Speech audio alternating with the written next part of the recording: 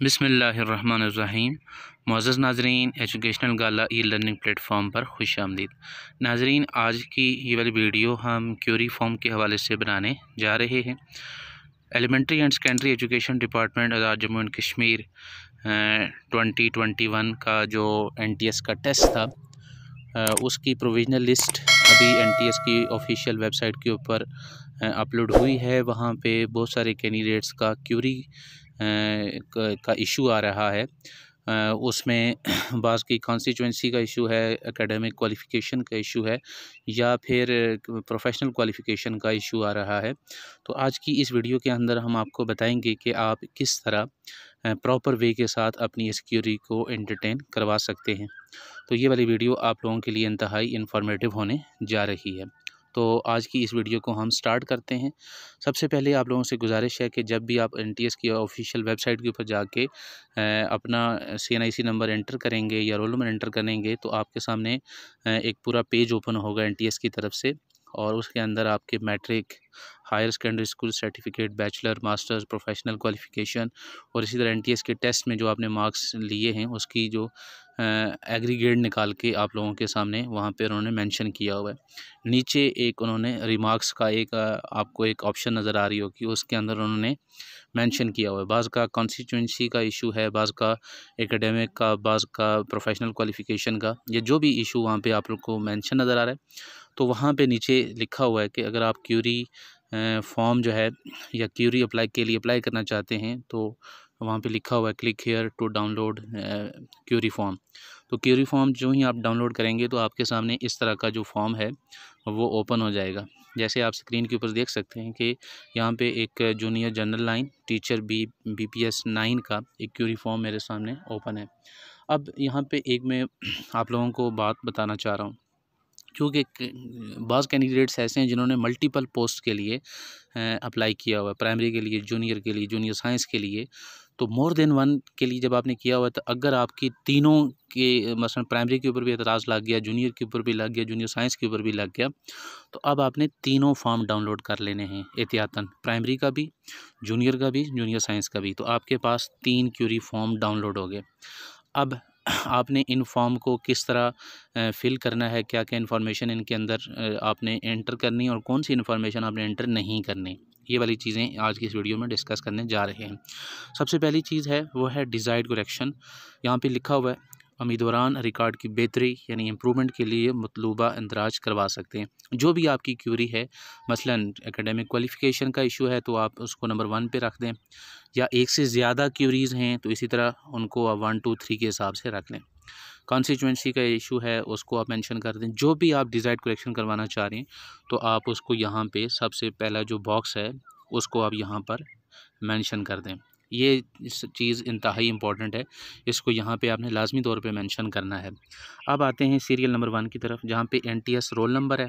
अब NTS roll number में आपको अपना रोल नंबर याद होना चाहिए, वो आपने यहाँ पे लाजमी तौर पे एंटर करना है, चाहे जो भी क्यूरी हो। इसी तरह आपका नेम क्या है, नेम वही एंटर करना है जो आपके CNIC के ऊपर है। आपने अपना फादर नेम एंटर करना है। कैंडिडेट का CNIC नंबर जो है वो आपने यहाँ पे एंटर करना है। इसी तरह जेंडर जो भी है उसको मेंशन कर दें, डेट ऑफ बर्थ को मेंशन कर दें, और एकेडमिक क्वालिफ़िकेशन। अब यहाँ से चीज़ें समझनी हैं। देखें, एकेडमिक क्वालिफ़िकेशन के हवाले से इशू है किसी का, किसी डिग्री के मार्क्स कम एंटर हुए या बिल्कुल एंटर ही नहीं हुए, तो अब जो भी डिग्री है, चाहे वो मैट्रिक है, वो FA और FSC है, बैचलर है, या इसी तरह MPhil और PhD है, जो भी है, अब सिर्फ आपने उसी रेलेवेंट डिग्री वाले जो रो है उसके अंदर आपने जो डेटा है उसको एंटर करना है।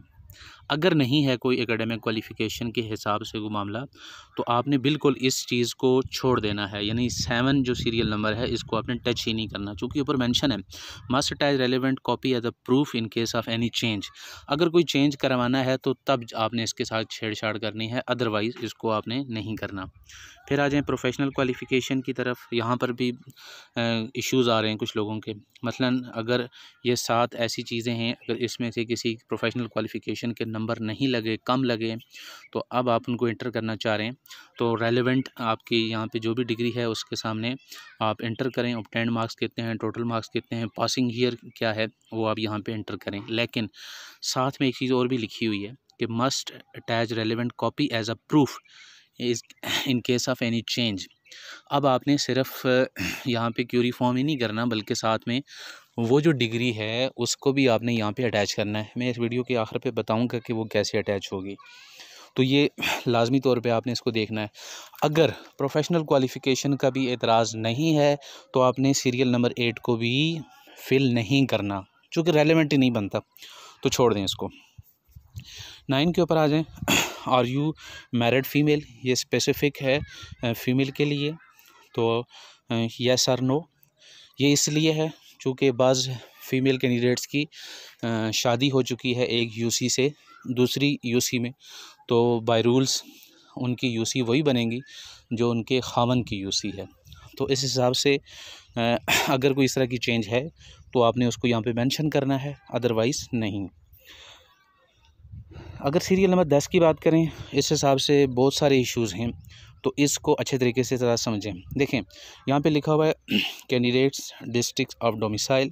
अब यहाँ पर भी लिखा हुआ है must attach a relevant copy as a proof in case of any change.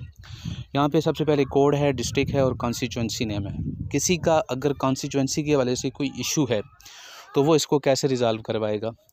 इंतहाई सिंपल प्रोसीजर है। एनटीएस ने आपकी आसानी के लिए इसी फॉर्म के बिल्कुल नीचे एक अलग से एक पेज अटैच किया हुआ है कॉन्स्टिट्यूंसी लिस्ट का, जैसा कि आप स्क्रीन के ऊपर देख रहे हैं। यहाँ पे सबसे पहले जो ऊपर आपको ऑप्शन नज़र आ रही थी कोड, तो हर डिस्ट्रिक्ट की यूसी का या कॉन्स्टिट्यूंसी का एक कोड मेंशन है, तो आपने जो आपकी कॉन्स्टिट्यूंसी है, जो आपका हलका है, आपने उसका कोड ऊपर अपने उस पर जो भी सीरियल नंबर 10 थी वहाँ पे इंटर कर देना है।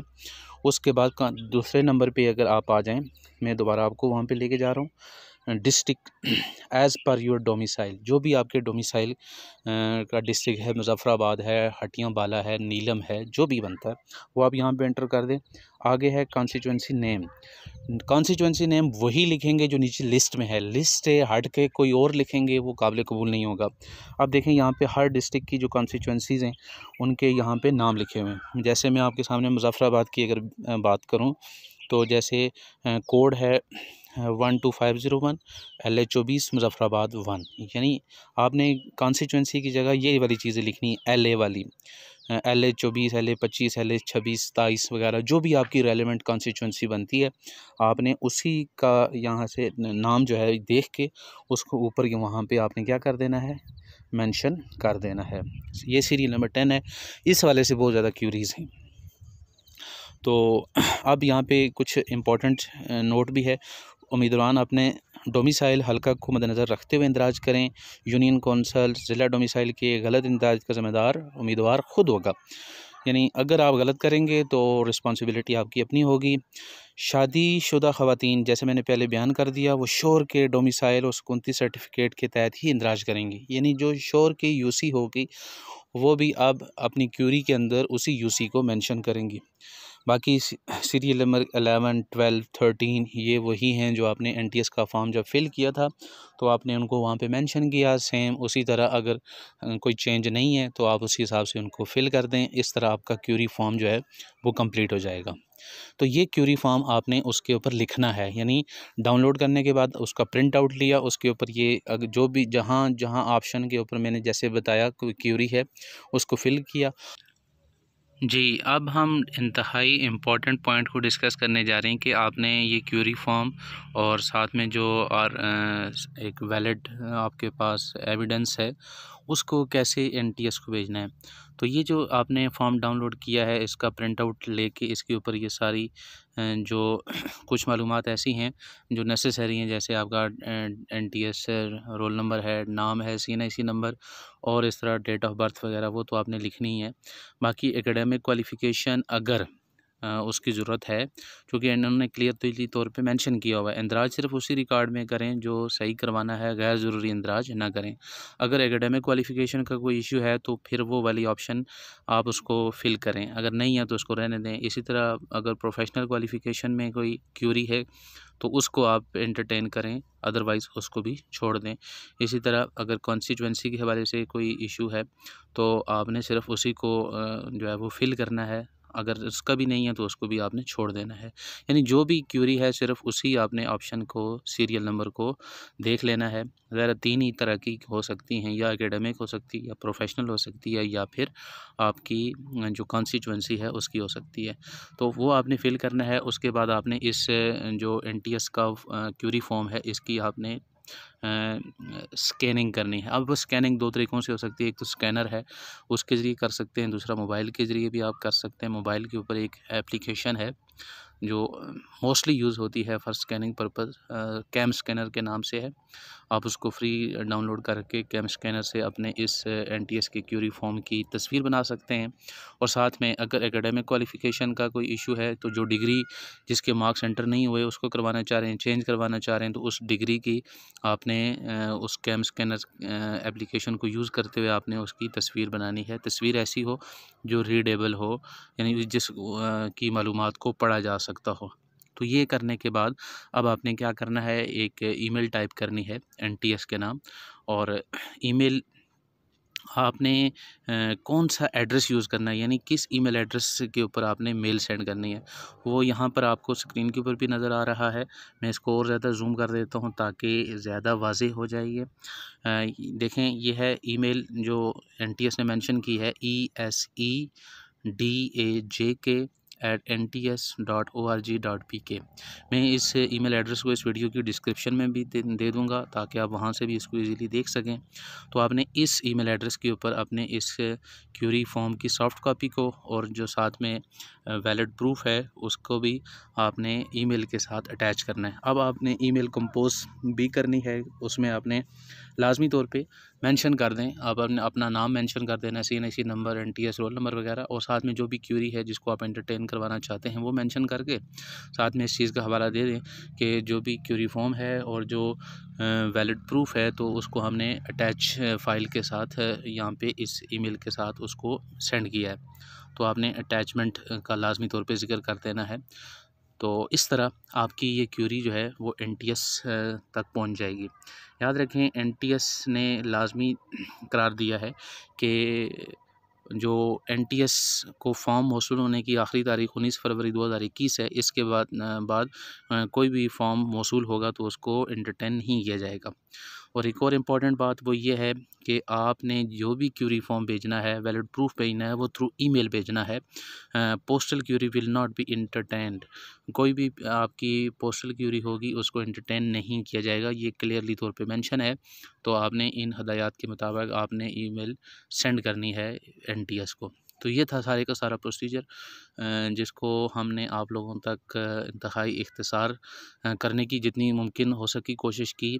तो उम्मीद करते हैं ये वाली वीडियो आप लोगों के लिए इन्फॉर्मेटिव साबित हो, और वीडियो को ऐसे स्टूडेंट्स तक लाजमी शेयर कीजिए, ऐसे कैंडिडेट्स तक शेयर कीजिए जिनको इस वीडियो की ज़रूरत है। मिलते हैं नेक्स्ट वीडियो में, तब तक के लिए अल्लाह हाफ़िज़।